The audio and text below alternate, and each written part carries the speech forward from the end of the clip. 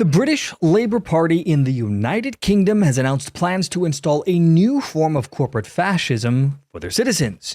The idea in mind is to compel technology companies to take actions against the spread of so-called fake news, even if it's legal.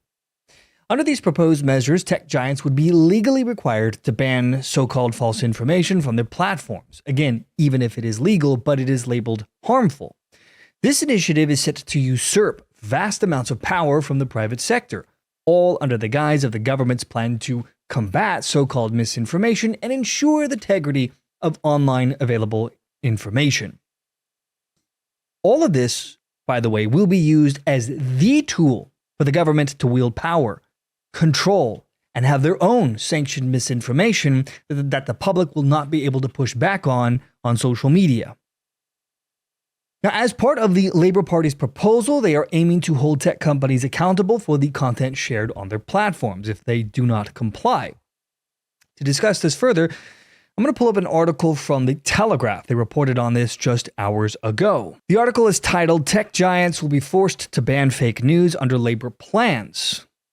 They write, tech companies will be forced to ban fake news from their platforms under plans being considered by the government in the wake of riots. Sir Keir Starmer suggested on Friday that the government would review social media laws as part of efforts to prevent further disorder. Now, I'm sure he will.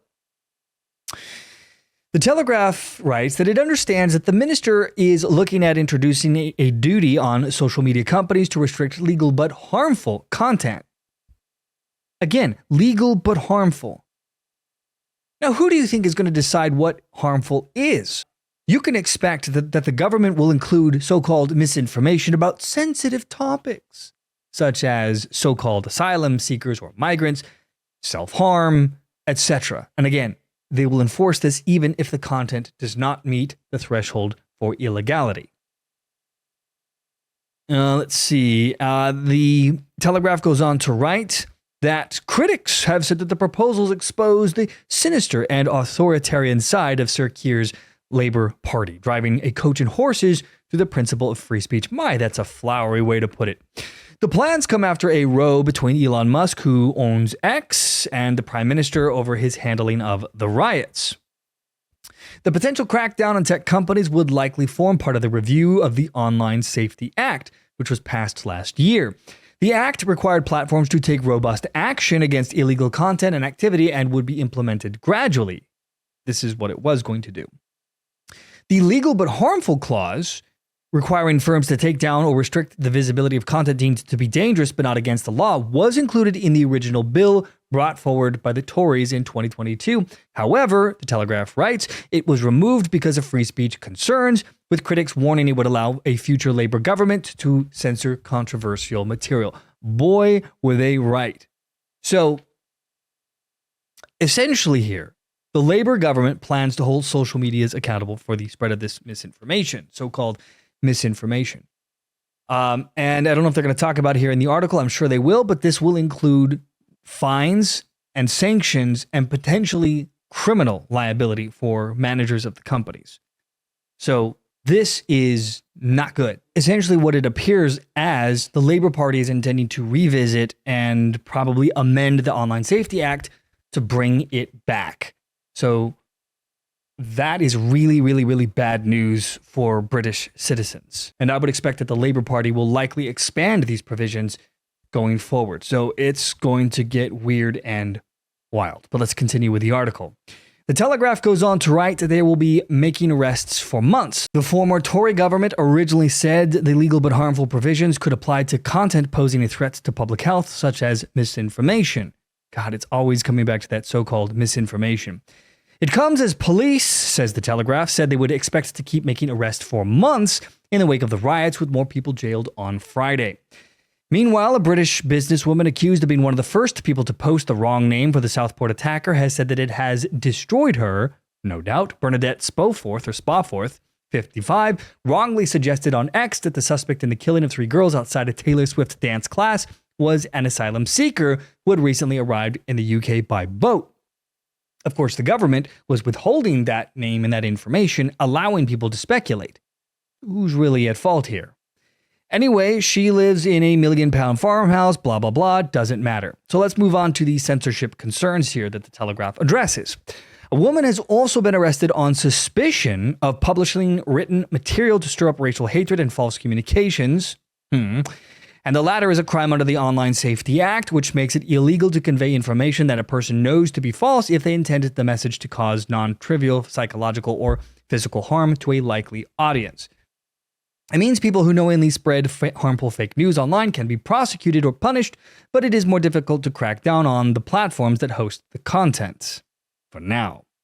The prospect of the legal but harmful clause being brought back will raise questions about who will decide what is classed as harmful and how it will be policed. Well, clearly the government will do this, and clearly anything that does not help the government will end up being called harmful. You mark my words.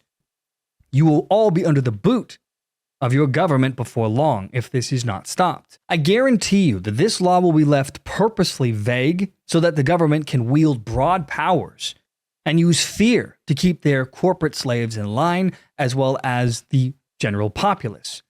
People will be afraid of daring to say anything that might go against the narrative that the government sets forth to their servants. Anyway, the Telegraph goes on to write about the unelected thought police. Esther McVey, the former Tory cabinet minister, said perfectly legal comments could be targeted by an unelected thought police. She said, "This is the sinister and authoritarian side of Keir Starmer's Labour Party. This would drive a coach and horses through the principle of free speech. For the government to allow the removal of perfectly legal comments by an unelected thought police would be completely unacceptable in what is supposed to be a free country." Boy, she is understating this in ways you can't even imagine. There will be criminal penalties for people within the tech companies, if not for the citizens themselves. So expect that the way that they'll get tech companies to work with them is they'll hold them criminally liable. And they will do so if the platforms fail to implement whatever safety measures the government decides to put on them. And there's also been reports that the Labour Party is expressing intentions to push for a global convention or treaty to combat disinformation and electoral interference, aiming for a coordinated international response to the issue. In other words, they plan to spread this evil to other willing accomplices in allied nations. If this is allowed to spread, speech will be greatly stifled around the globe. And the elite's power will grow, and the little people, you and I, will be pushed much farther from the seat of power and influence. The Labour Party is unmasking themselves here. They are showing themselves to be the true, terrifying evil within their own country. God only knows if citizens of the UK will be able to push back on any of this in time. This is a straight out of Orwell 1984 that we're seeing here. So good luck to all our neighbors across the pond. Wish you all the best. And I'll certainly be keeping an eye on this emerging story as it continues to develop. From the To Be Frank show, I am Adrian. Thanks for watching, my friends. Stay safe. We'll see you all in the next video.